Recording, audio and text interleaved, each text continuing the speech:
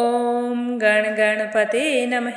आज अपने सुनेंगे वाल्मीकि रामायण अयोध्या कांड का आगे का सरक। भगवान श्री राम का आशीर्वाद पाने के लिए इस सरक को पूरे प्रेम भाव से एकाग्रचित्त होकर सुने।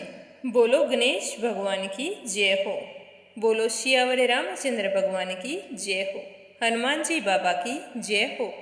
श्री राम दरबार की जय हो।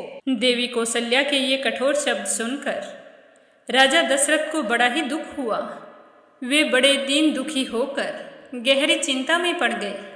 चिंतित होने के कारण राजा की सारी इंद्रियां मोह से आच्छन्न हो गई। उसके बाद वे मूर्छित होकर पड़े रहे। काफी समय मूर्छित रहने के बाद राजा दशरथ को जब होश आया तो होश में आते ही वो गरम गरम लंबी लंबी सांसें लेने लगे और अपने बगल में बैठी हुई कौशल्या को देखकर फिर से चिंता में पड़ गए। चिंता में पड़े पड़े उन्हें अपने एक दुष्कर्म का स्मरण हो आया, जो इन शब्द भेदी बाण चलाने वाले नरेश के द्वारा पहले अनजाने में हुआ था। उस शोक से तथा श्री राम के शोक से राजा के मन में बड़ी वेदना हुई। उन दोनों शोकों से ही महाराज संतप्त होने लगे। उन दोनों शोकों को याद करके राजा दशरथ अपना मुंह नीचे करके थर थर कांपने लगे और कौशल्या देवी को मनाने के लिए हाथ जोड़कर कहने लगे कि हे देवी कौशल्या, मैं तुमसे मनोहार करता हूँ कि तुम प्रसन्न हो जाओ। देखो, मैंने तुम्हारे सामने दोनों हाथ जोड़ लिए हैं। तुम तो सदा ही दूसरों पर वात्सल्य और दया दिखाने वाली हो, फिर मेरे प्रति इतनी कठोर कैसे हो गई हो? हे देवी, पति गुणवान हो या गुणहीन हो, धर्म का विचार करने वाली सती नारियों के लिए वह प्रत्यक्ष देवता होता है। तुम तो यह सब कुछ जानती हो, फिर भी मुझसे इस तरह नाराज क्यों हो? हे देवी, तू तो सदा धर्म में तत्पर रहने वाली और लोक में भले बुरे को समझने वाली हो। तुम भी दुखी हो और मैं भी महान दुख में पड़ा हूँ। अतः तुम मुझे ये कठोर वचन नहीं कहने चाहिए थे। तुम क्या सोचती हो कि मैं मेरे कलेजे के टुकड़े को इस तरह अयोध्या नगरी से निकाल कर खुश हूँ? मैं तो यही चाहता हूँ कि मुझे मेरे प्रिय पुत्र श्री राम के दर्शन हो जाए, अन्यथा मेरे प्राण शरीर को छोड़ जाए। मुझे अब जीने की कोई लालसा नहीं है। ये तुम अच्छी तरह से जानती हो कि श्री राम से बढ़कर इस दुनिया में मेरे लिए कोई भी प्रिय नहीं है। श्री राम को देखकर मेरा रोम रोम खिल उठता था। तुम्हें क्या पता, मैंने अपने कलेजे पर पत्थर रखकर अपने प्रिय पुत्र को 14 वर्षों का वनवास दिया है। अब तो मेरे लिए एक एक क्षण एक कलप की भांति हो गया है। तो राजा दशरथ को इस तरह दुखी देखकर और उनके करुणाजनक वचन को सुनकर देवी कौशल्या अपने नेत्रों से आंसू बहाने लगी और अधर्म के भय से रो पड़ी। राजा के जुड़े हुए कमल समान हाथों को अपने सिर से सटाकर घबराहट के कारण शीघ्रतापूर्वक एक एक अक्षर का उच्चारण करती हुई कहने लगी कि हे देव, मैं आपके सामने पृथ्वी पर पड़ी हूँ। आपके चरणों में मैंने मस्तक रख रखा है।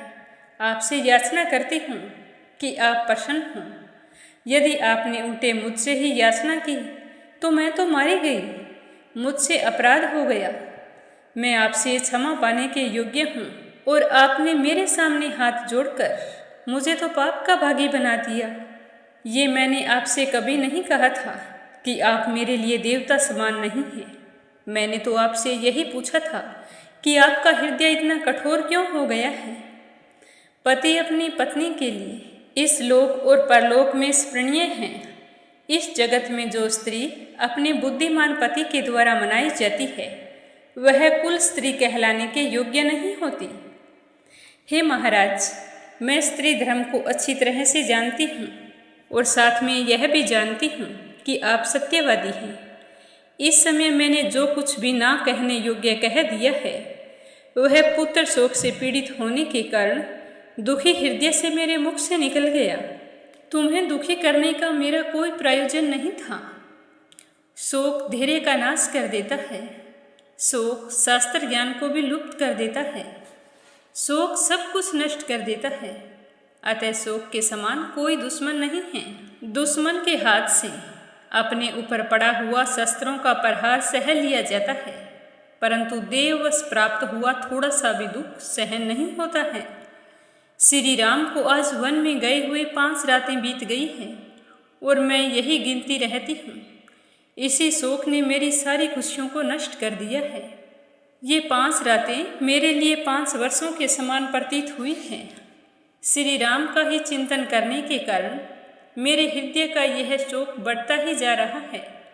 जैसे वर्षा ऋतु में नदियों के वेग से समुद्र का जल बढ़ जाता है। कौशल्या इस प्रकार शुभ वचन कह रही थी कि सूर्य की किरणें मंद पड़ गई। रात्रिकाल का समय आ पहुंचा। देवी कौशल्या की इन बातों से राजा को बड़ी ही प्रसन्नता हुई, लेकिन इतनी सब बातें सुनने के बाद प्रसन्न होकर भी राजा बहुत दुखी थे, क्योंकि उनके हृदय में श्री राम बस रहे थे और श्री राम के आगे उन्हें कोई भी बात खुश नहीं कर रही थी। वे तो बस अपने प्रिय पुत्र के बारे में सोच रहे थे कि वो कहाँ होगा, किस हाल में होगा, पता नहीं उसने कुछ खाया है या नहीं।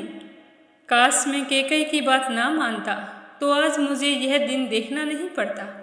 नाना प्रकार के विचार करते हुए मानसिक रूप से थके हुए महाराज राजा दशरथ को नींद आ गई। राजा दशरथ ने राम, लक्ष्मण और सीता जी के वन में चले जाने से अपने शोक को उसी प्रकार दबा रखा था जैसे राहु का अंधकार सूर्य को ढक देता है।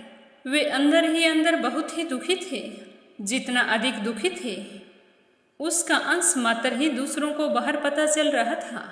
तो सोचो कि राजा दशरथ अंदर से कितने दुखी थे। पत्नी सहित श्री राम के वन में चले जाने पर राजा दशरथ ने अपने पुरातन पाप का स्मरण करके कौशल्या देवी से कहने का विचार किया।